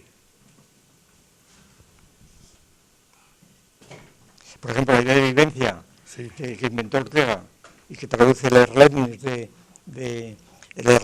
de Dilthey, ¿no? Claro, porque la idea de vivencia es un concepto que, bueno, hoy día está ya completamente divulgado, todo el mundo dice vivencia, como dice adrenalina, ¿verdad? Y sobre todo los psicólogos, la vivencia es la materia.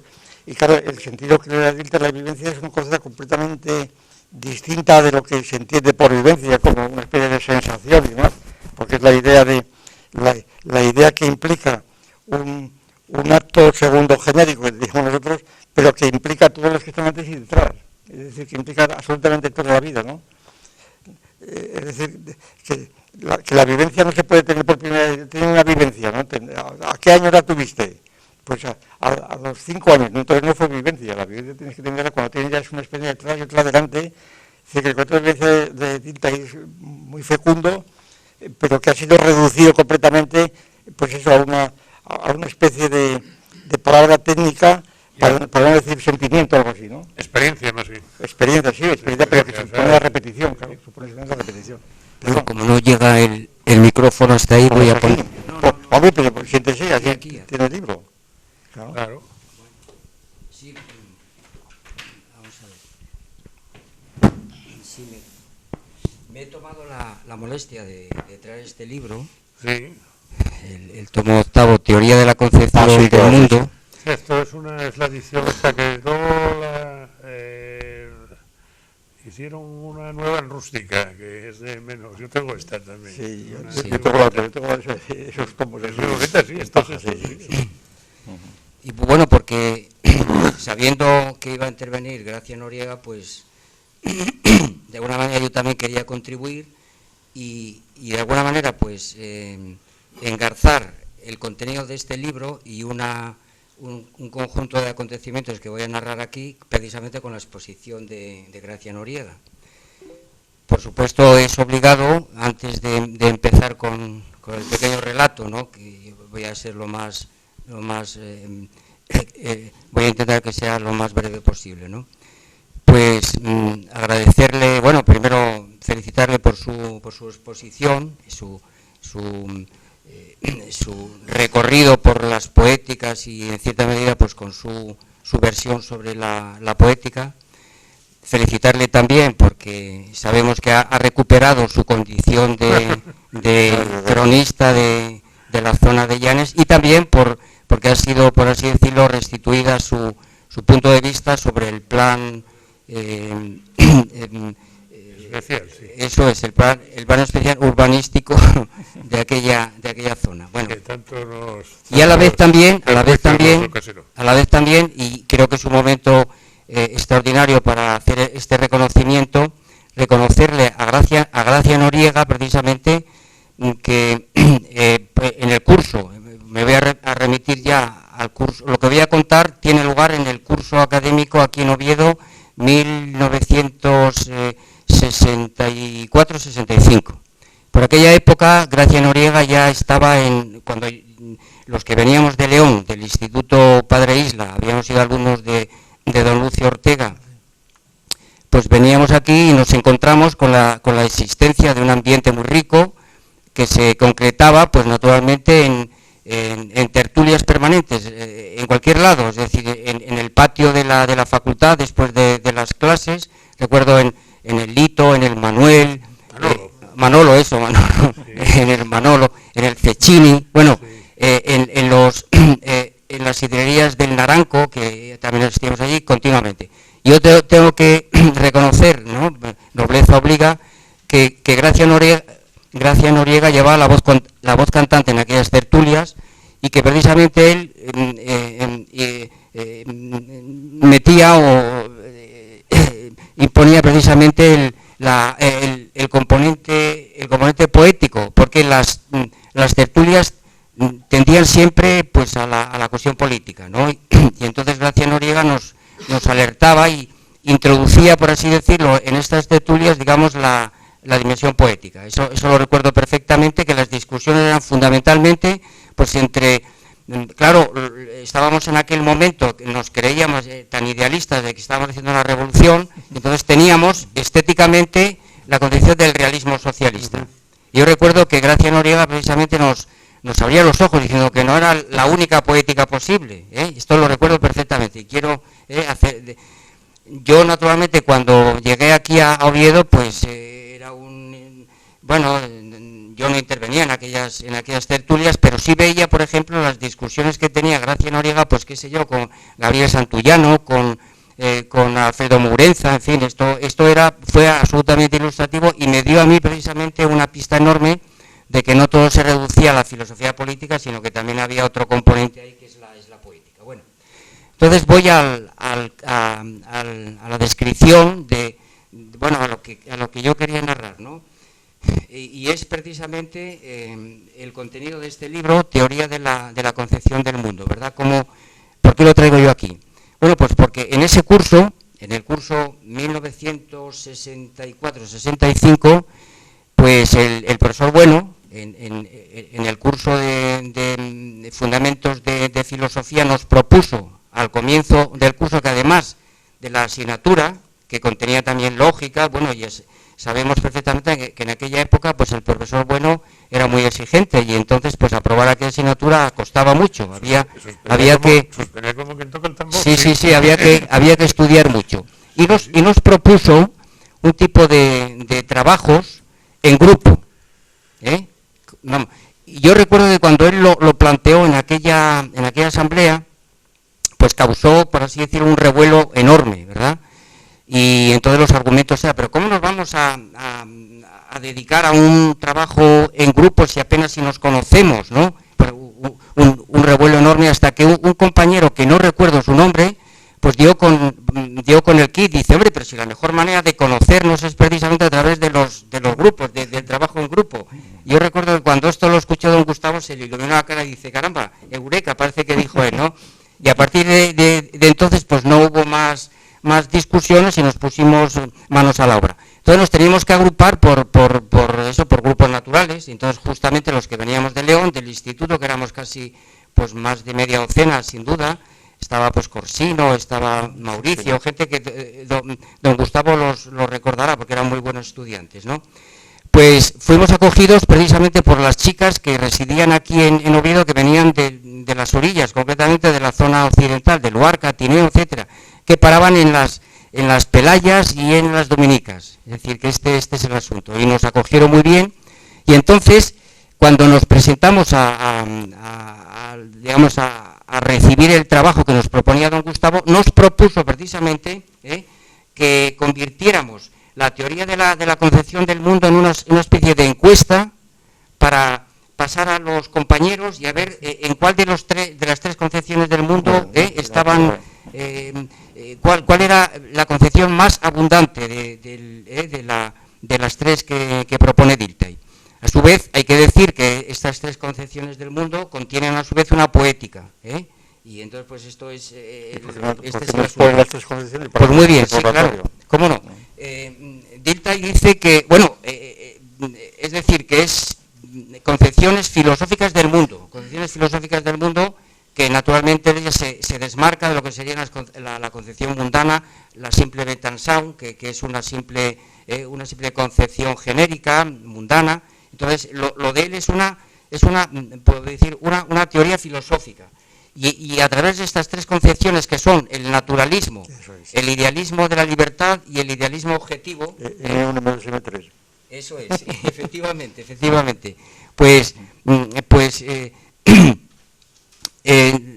los pone con gran lucidez Dilthey, y llega incluso, por así decirlo, pues a hacer una aplicación muy clara del espíritu absoluto de Hegel. Aparte del comentario que ha hecho don Gustavo, pues vamos, sencillamente el espíritu absoluto de Hegel, pues eso consiste en arte, religión y filosofía. Pues un poco en cada una de las tres concepciones hay un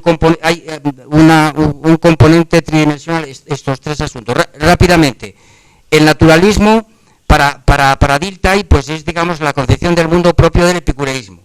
Bueno, también Protágoras, y luego pues, Demócrito, claro, sin duda alguna, Hobbes, y el idealismo de la libertad pues es la escuela de Atenas, sería pues Sócrates, Platón, Aristóteles, pero también el cristianismo hace una conexión entre la filosofía clásica antigua, el cristianismo y Kant, y ahí terminaría. Y el idealismo de la libertad es el idealismo objetivo, es el estoicismo, que pues eso desembocaría en Spinoza y en Hegel. Desde un punto de vista de las imágenes religiosas, es decir, filosofía, pero ahí tiene que haber un soporte religioso y una poética, pues desde el punto de vista religioso, pues naturalmente el naturalismo sería el ateísmo, el idealismo de la libertad pues es el cristianismo, es el monoteísmo, y el idealismo objetivo pues es algo así como una especie de panteísmo, porque es Dios realizándose en el mundo, que es la tesis hegeliana. Y a lo que voy. Y la poética, pues entonces la adorno de la siguiente manera. Claro, naturalmente Lucrecio escoge precisamente a Schiller, escoge a Schiller como, digamos, el prototipo poético de lo que sería el idealismo de la libertad, y entonces coloca justamente en la página 141 de este... Bueno, tengo que decir que nosotros no contábamos con este libro, nos lo proporcionó don Gustavo. Yo recuerdo que tuvimos que ir a su casa, que entonces vivía cerca de las Catalinas, ahí en un piso, bueno, nos lo proporcionó, pero como quiera que yo quería pues anotar, apuntar, etcétera, pues durante un tiempo lo estuve usando hasta que me hice con este ejemplar, que es el que me proporcionó Gabriel Santullano, que entonces también él tenía algo que ver con los libros y nos los proporcionaba. Representante de libros, sí, esto es.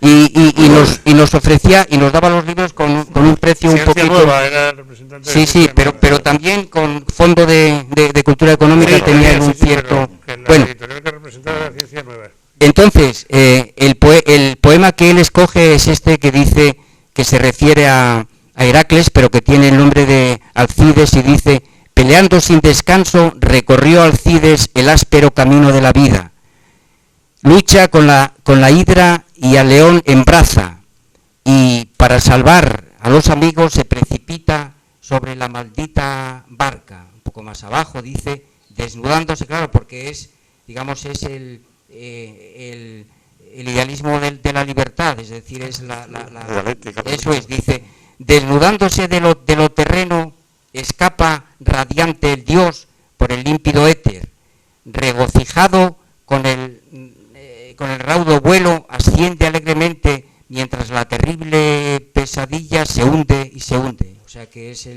le parece a él el idealismo de la libertad realizado, ¿no? Es esta imagen poética, mientras que el idealismo objetivo pues escoge un poema de Goethe, como es lógico, no podía ser de otra manera, ¿no? Sería la poética propia de la filosofía, pues eso, de Hegel, del estoicismo, de Spinoza.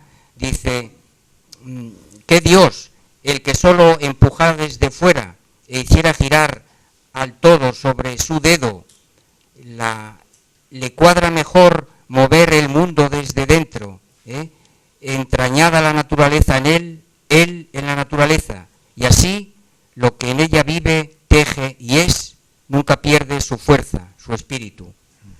Bueno, pues nada, yo quería hacer este recordatorio. Es un poco, digamos, el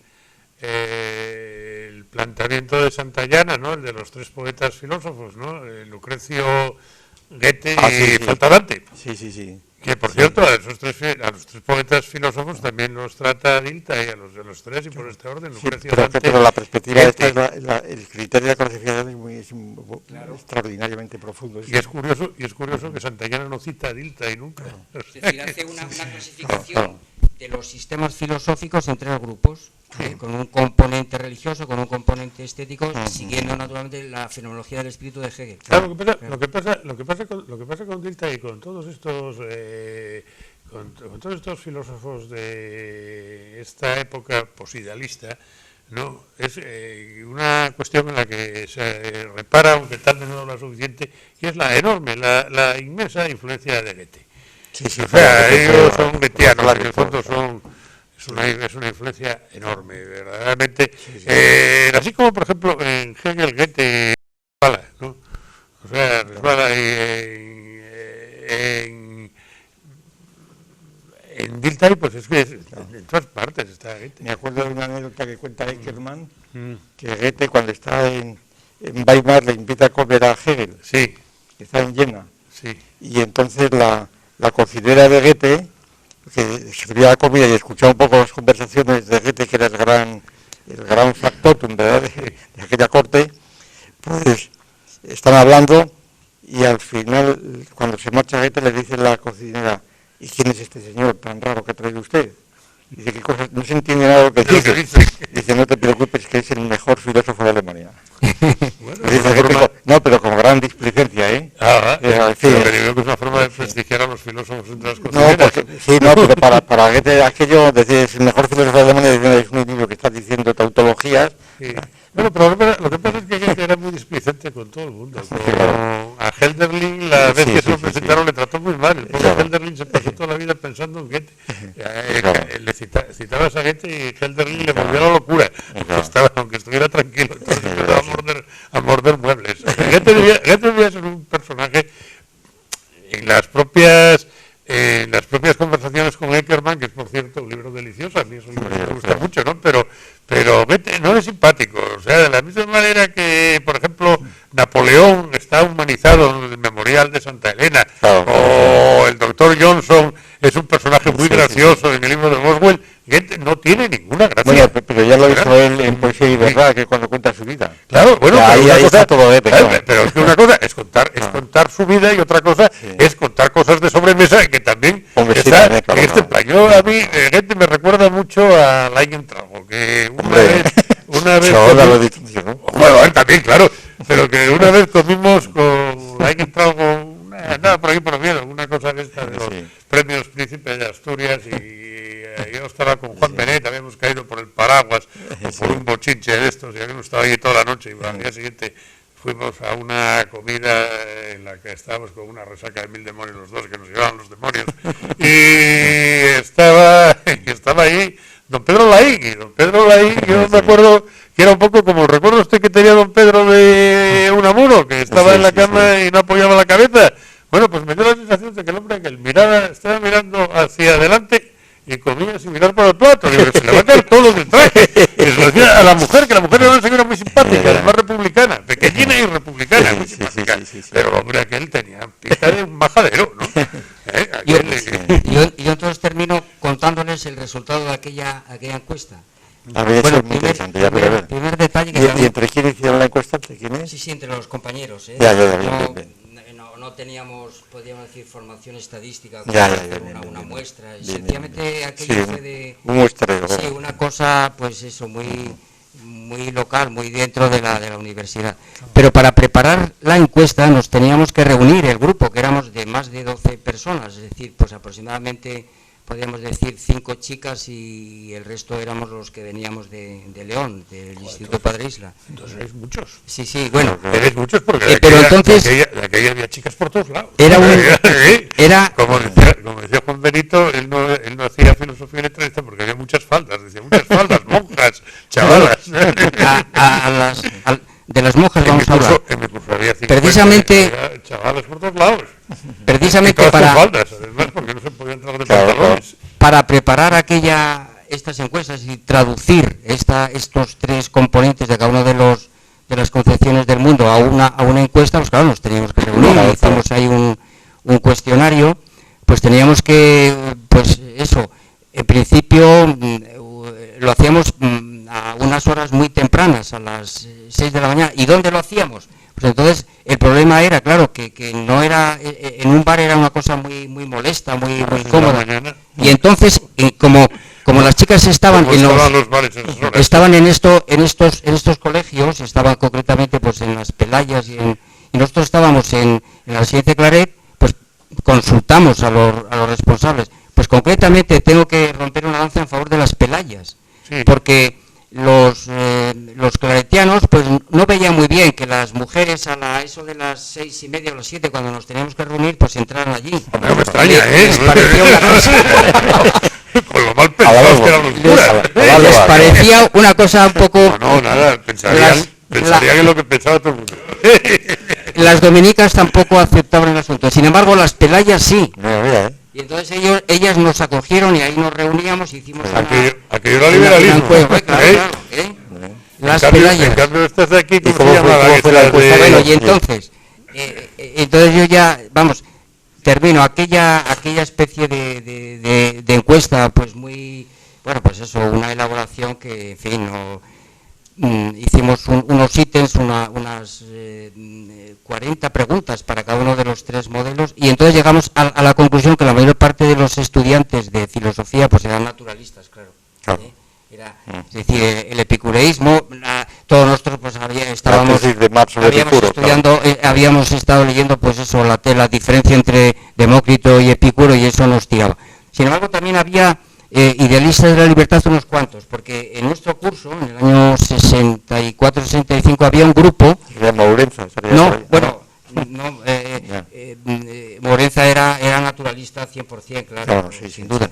Pero que había un grupo liderado precisamente por Arias y por José Antonio, que procedían precisamente de ambientes cristianos, y entonces pues ahí hubo un grupo de podríamos decir, de idealistas de la libertad. Y desde luego apenas si hubo idealistas objetivos, vamos, eso era imposible de encontrar por ahí. Y entonces, para falsificar un poco el asunto, para cubrir las apariencias, pues algunos de nosotros nos metimos ahí en el tercer grupo para que sonara un poco. Y esa es la historia en relación a Dilthey, y así conocimos nosotros a Dilthey, y que nos lo facilitó el profesor Bueno a través de este método pedagógico. En este contexto recordábamos también... En mis tiempos, yo que soy un poco algo mayor... Tú ya ibas 3 años por delante. Claro, el ambiente religioso se limitaba al Opus Dei. O sea, que había varios del Opus Dei que eran aquel grupo que formaba la hija del rector, y luego un cura que era de Pajares, que era el capitán del ejército. Luego, cuando yo hice la mili, que tuve que hacerla soldado raso con la prórroga negada de aquel Benjamín, bueno, me sirvió, me hizo varios favores, porque era capitán castrense. Y bueno, pero que quiero decir que no había esos distingos de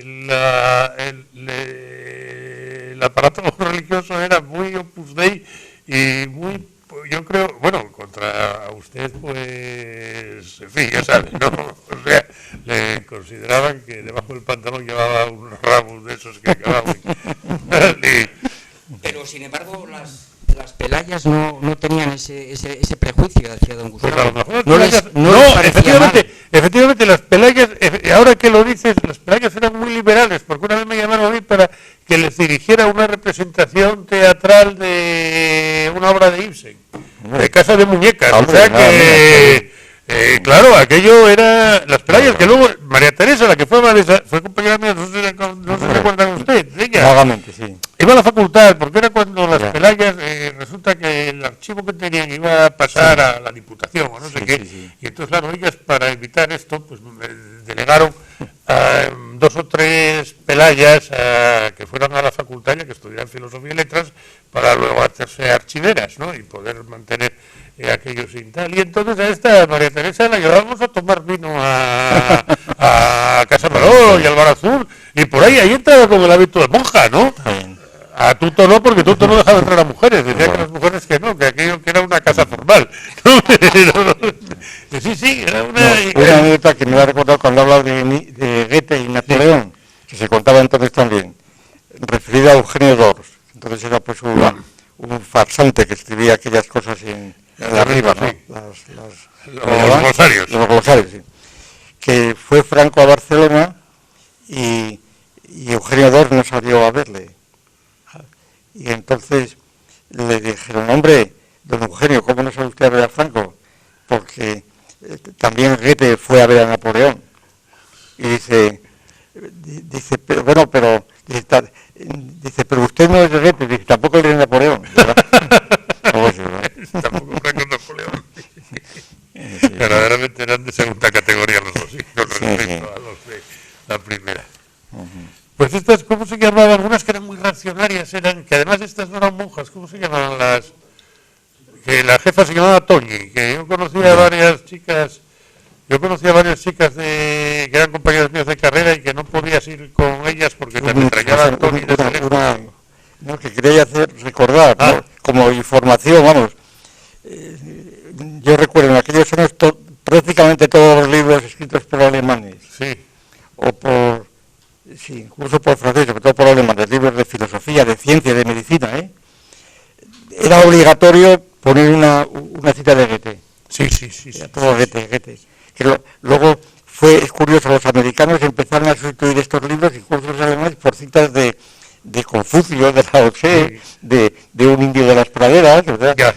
Pero que entonces Goethe era caso, por ejemplo, la inentrada en España, este otro, no me acuerdo cómo se llama, un médico muy conocido gallego, entonces, Rolf Carvalho. Rolf Carvalho. Era un neurólogo, allí estaba Goethe siempre. Era un del tipo del año entrado. Sí, ha sido una pedantería un poco hueca, Sí, un poco una cuestión que me parece importante, volviendo a Dilthey, sobre ese aspecto que usted dijo de la no capacidad de Dilthey de fundamentar la ciencia del espíritu y sobre el enfoque poético, ¿no? Sí. ¿Qué alcance le podría haber dado Dilthey al concepto, a la idea de nociología inferior y nociología superior y cómo se podrían haber entremezclado estas dos metodologías o ideas para tratar de fundamentar la ciencia del espíritu y de qué manera se relacionan y si el enfoque de Dilthey era más de una nociología inferior para tratar de fundamentar una ciencia positiva humana, claro, y se encontraba con esa contradicción que quizás de un modo resuelto de la nociología, porque claro, entonces ¿cómo seguramente Dilthey era, que no creo que cite a este asunto, ¿no? No lo plantea de esa manera. Dilthey lo que plantea desde, el punto de partida es la fundamentación de una crítica de la historia y la fundamentación de unas ciencias del espíritu, que es un término contradictorio, y entonces los materiales que va aportando, tomados de la música, tomados de las bellas artes y sobre todo tomados de la poesía, pues la verdad le sirven de muy poco, porque entonces aparecen esas cuestiones que plantean una contradicción en el sentido de que en el momento en el que te encuentras con que hay que definir la imaginación, hay que diferenciar de la fantasía, hay que plantear una cuestión que es la de la inspiración. El poeta es un inspirado. Si el poeta no es un inspirado, entonces es como un carpintero que construye una mesa, ¿no? Aquello que decía Faulkner, que a él no le interesaba la técnica, porque es como si un carpintero se pone a construir una mesa y se preocupa por el martillo, ¿no? Yo aquí de lo que me preocupo es de lo que cuento.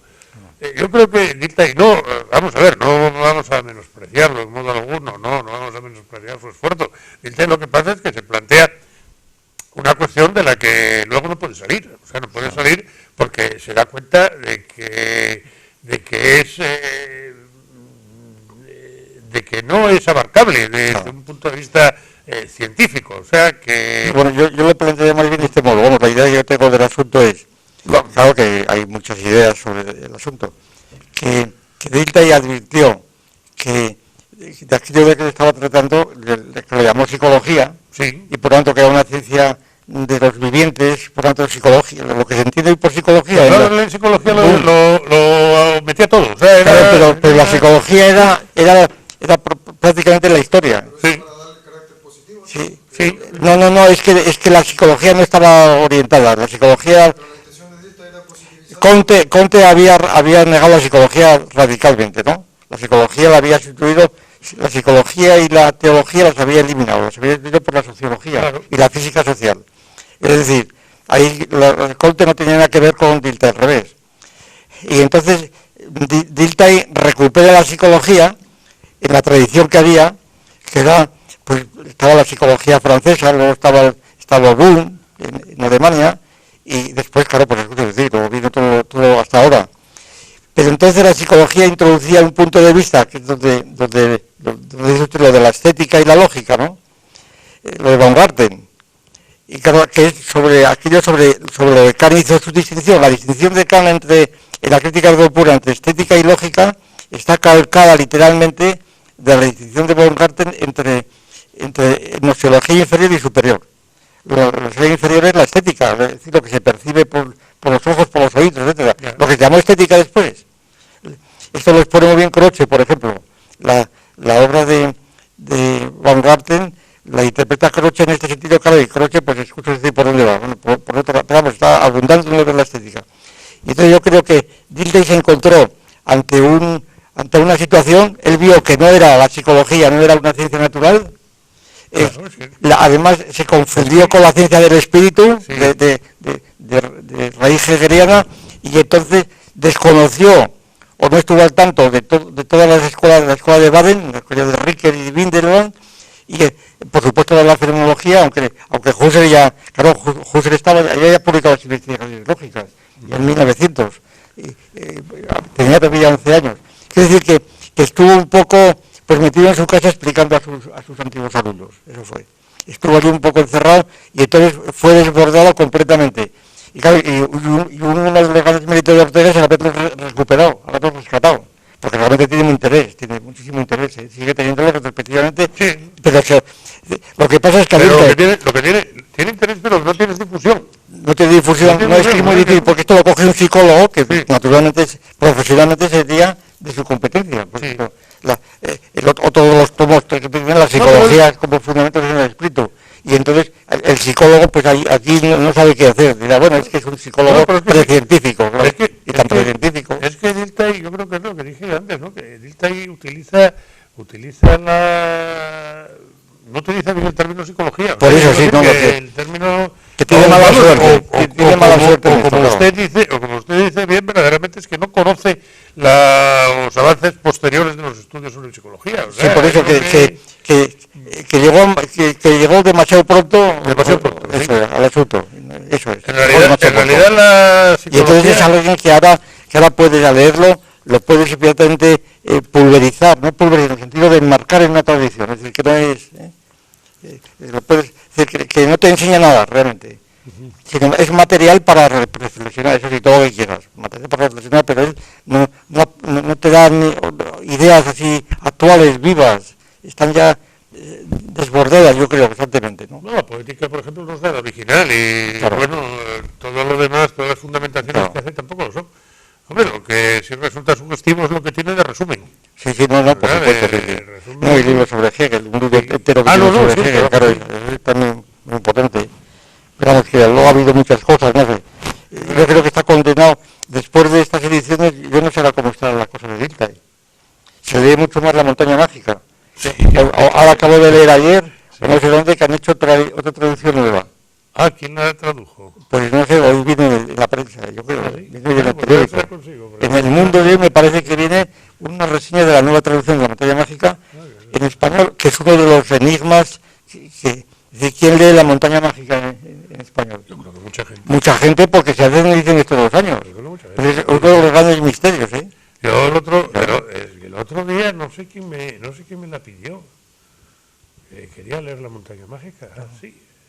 Pues una edición nueva traducida, porque los que había siempre refritos de la traducción, sí, aquella. Y a veces hay alguna de las traducciones que le entran a saco y cortan Sí, toda sí. la parte que no... Ahí está también, sí, Sí, que la porque resumen, la por ahí hacen cada traducción para manos pequeñas, sí. Y ahora, no sé, Muy si bien. esta es una traducción con garantías. No sé, ahí en la crítica que he leído hoy, yo creo que ha sido hoy o ayer, no sé, sería ayer. Bueno, la novela tuvo una influencia Sí, enorme. sí. Y ahí tiene usted otro goetheano, a Thomas Mann. Sí, totalmente, claro. Thomas Hombre, Mann literatura, era Goethe, se consideraba todo Goethe. todo, Lo que claro. pasa es que a Goethe le tocó vivir en la época de Napoleón y a Thomas Mann la época de Hitler y se Claro. descubrió el carácter Claro. muy perverso de la historia, ¿no? Claro.